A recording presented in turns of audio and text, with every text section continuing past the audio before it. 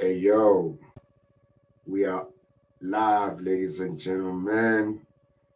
Yo, I'd like to welcome every single last one of y'all. You know what I'm saying? I like to welcome every single last one of y'all to an experience. Very few things in life are meaningful, and like when you get like something that just basically adds so much to you spiritually and emotionally, and it just becomes an experience. So yeah, I'd like to welcome you to Otaku Type Gaming and Adventures, a Gamer's Adventure podcast. This year, it's general discussion.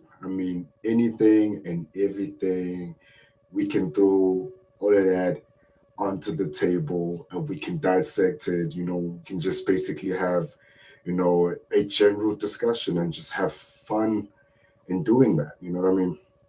Yeah, so um that's what I know. Like, what do you guys take on like the latest, and the latest in terms of manga developments that's been happening in terms of like One Piece, Jujutsu Kaisen, Dan to Dan, just to name a few. Like I've been reading quite a bit lately, and I've just picked up like a couple of chapters of Captain Harlock. I'll just show you quickly.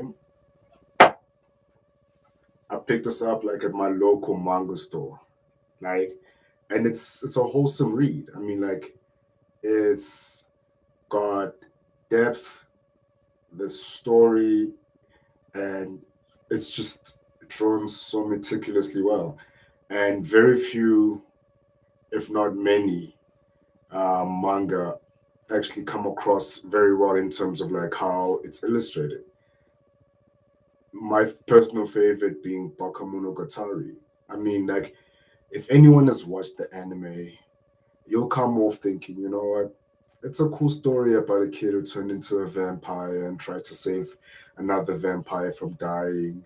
And like, it's got like a little bit of harem here and there. But if you get into like the meaty parts of the actual story, what you never see, because obviously the anime will dissect what is preferably consumable by most people. And you dive into the actual book itself, and you'll find that it is so in depth. The drawing is off the chain. I have not seen any manga style or drawing as good as Bakamonogatari. Challenge me on that. I, I will basically bet everything I've got that you will never find a cleaner, more well drawn manga like Bakamonogatari. Page after page of nothing but just excellence. And that's what we're here for. Like, we want to appreciate the best there is in manga, and let people know that, what, the story is way beyond what the visual creators can depict. Yes, anyone can make an amazing anime, but can it come across um, well written, like how you would when it's illustrated in page form, and basically your mind, your mental, like, just the sheer scope of how like vast your imagination is. You can basically take that and just like flip it into something else like way larger than it is. And yeah, that's why generally I liked Bakamonogatari. And that's the reason why I'm so engrossed into the One Piece story. Like, yes, I'm guilty. I haven't touched the anime in close to almost 6 months. And reason being is I'm doing that purposely. Yes, everyone says that the visuals are amazing. The CGI they've incorporated, the new techniques they've done in lighting, illumination, as well as just bringing those fight scenes into life is amazing. I'm not fighting that, nor am I trying to dispute it. All I am saying is, in terms of how the manga has it and the way you can just basically envision it all in your head and just basically use your imagination and just like you would get like a much more surreal fight in your head, like as you're reading it and you're like, oh snap, did Zoro just do that to King? You know what I'm saying? Or did Luffy just turn into this big giant Gear 5 level monster that he's even able to just literally just choke slam and use Kaido as skipping rope? I mean, that's just mental. It blows my mind. It blows my mind to a point where, like, that's the part where that's the part that makes me want to get into it a little bit more, like to dive deeper. You know what I'm saying? Delve into concepts that I have not even had the time to actually process. I mean, I know I'm going off topic here. I mean, like even with the last chapters in Dragon Ball Super, that was just monumental. That was like, if you think about it, I'm thinking to myself, like, how did Akira think that that would translate in a way that would not break the tropes in Dragon Ball as a whole? I mean, here you have your two main guys at their pinnacle, Goku being mastered Ultra Instinct, and Vegeta being in a state where he is tapping into the veins of godhood in terms of ultra ego. And you've got Granola as well as you have Granola tapped into obviously ultimate power because he got granted a wish by the dragon that made him stronger than every being in his specific sector of the universe. And granted that you have those three powerhouses, and then you have Gaz, who basically, like Granola, was granted a wish that made him stronger than anyone, meaning that at the time of that wish being granted, the dragon took into account Goku's current power level, Vegeta's current power level, as well as Granola, who happened to be the strongest at the time. So now you have these four powerhouses, Gas, Granola, Vegeta, and Goku, all long past their limits. Like these guys are like gods fighting on planet Cerulean. And then you throw in Frieza out of the blue, like just he happened to be like, "Hey guys, I'm in town. What's going on? You guys had a new planet for me. Oh, by the way, what's Goku and Vegeta doing here? Were you guys trying to, you know?" And if you think about it, Vegeta comes in thinking, you know what, last time I fought against Frieza, like we took him out. I mean, like no doubt. I mean, in the last movie, you saw like the boys literally faded Frieza, and that was it. And now Toriyama's like, nah, y'all cats are used to playing with matches, right? Y'all can start a fire, right? Okay, how's about this? Here's some kerosene. Let's make this fire even stronger. You know what I'm saying? And that's what he did. I mean, like when Frieza basically bodied, and I mean bodied, not only Gas, who was the strongest at the time, he bodied both Vegeta and Goku. Now think about this. Why would Akira Toriyama decide, hey, I've had these guys be the strongest in this manga of mine, right? I mean, everyone looks up to Goku, everyone looks up to Vegeta. I mean, for their specific reasons. You'll find whatever you want to find in that specific character that you will, you know, like attach yourself to because that character means so much to you. What I'm trying to get at is when he unveiled that form for Frieza, where Frieza just basically went and said, yo, this is my new form. Frieza Black. I mean, I've been training in a different dimension for like the past 10 years. So he basically did what he was doing back in the day, if you think about it.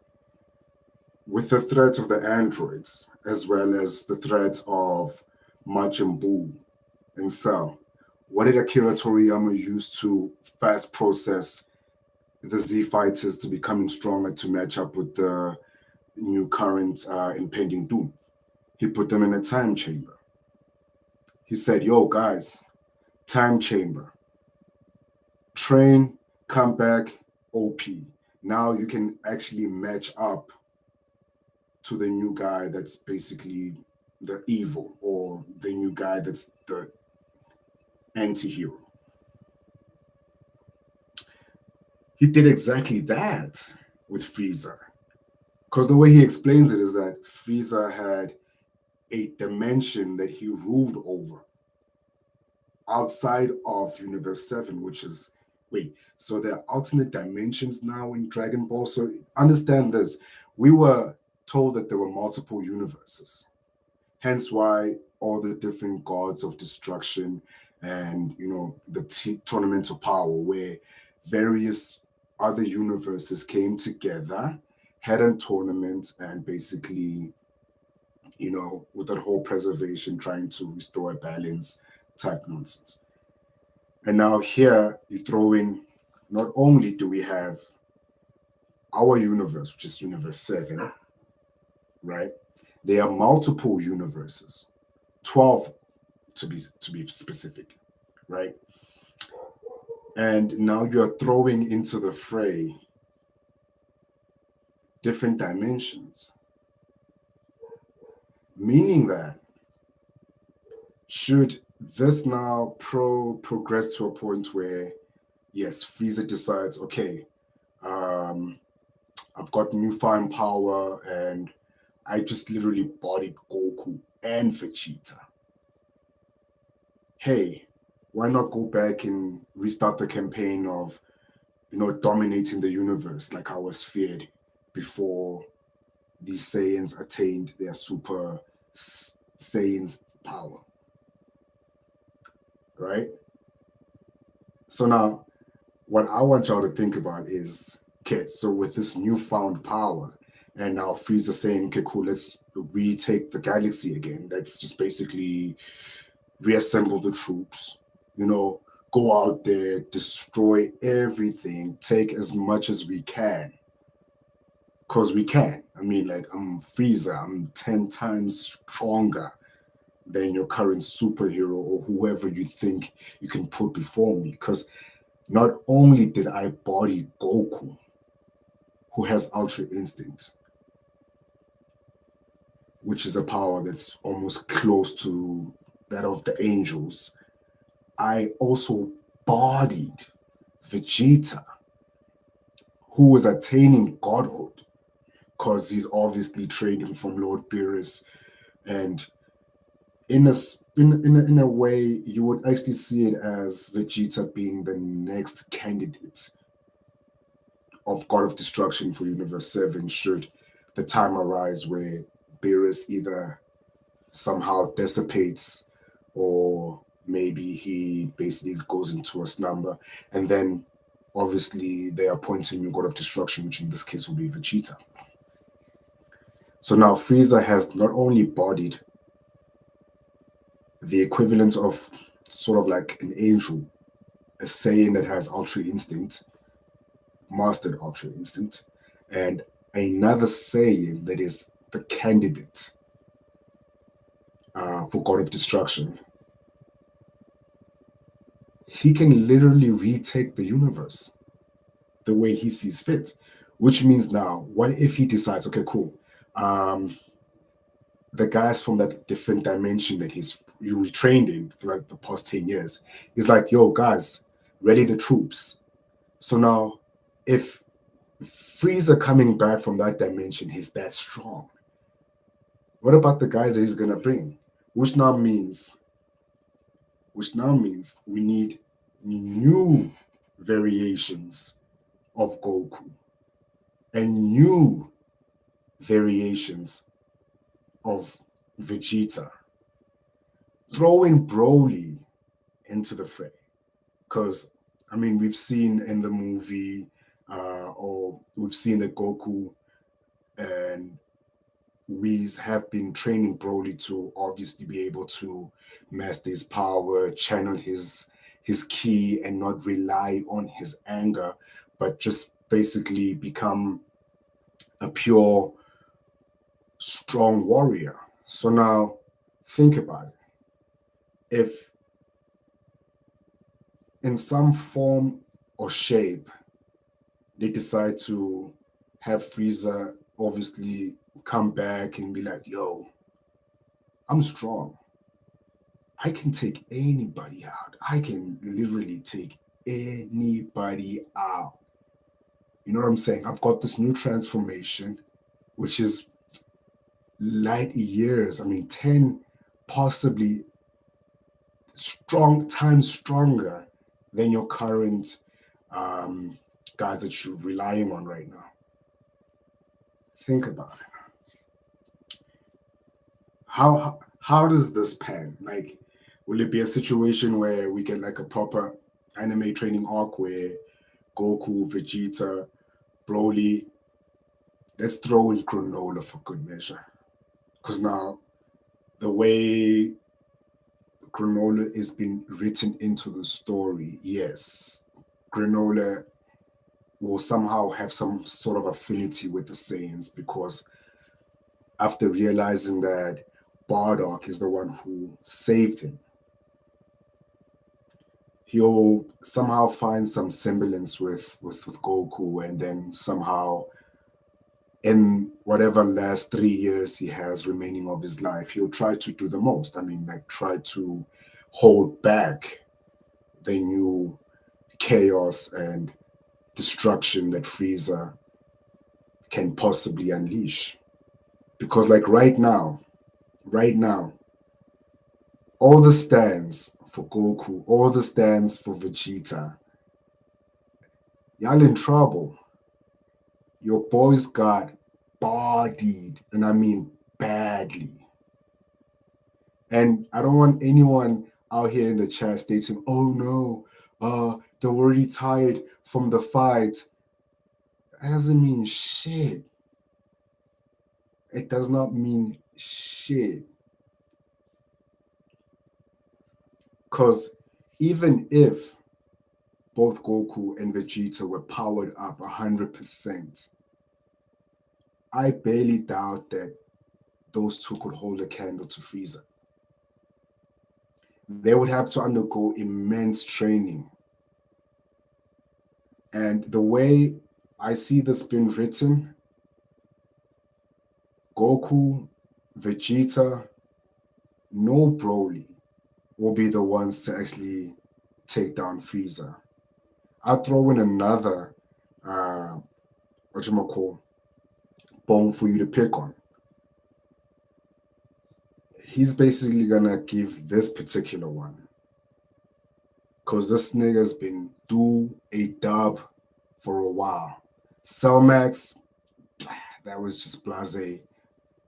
I feel like if Frieza were to come back and decide on, global domination or world domination, universal destruction, one person that's capable of stopping him is Beast Gohan. Because that there, my friends, that's pure pure power. I mean, that kid was already at Super Saiyan level before anything. But by 5 years old, he was way stronger than his dad. And not to mention, he pulled out the great sword. So already he's got the mystic power. And like in terms of, let's say, maybe if he were to go to um, maybe someone that can untap his power, like maybe like let's say a Dragon Ball, like a Dragon Wish could untap his vein, like his actual potential, guaranteed, without a shadow of a doubt. The fight will be prolonged. The fight would be very, you know, costly on both sides. But I feel like Gohan would actually come out on top. He's got it in him. He's definitely got it in him. Yo, that's another topic for another day. All right then. I'd like to thank you guys for checking out this video. Please hit me with a like, subscribe, and a comment. Share this video out to anyone who would obviously challenge my thoughts, challenge the topic at hand. And yeah, man, it's been a pleasure. This is Ninja and Jabs. You know what I'm saying? Otaku type gaming. Signing off.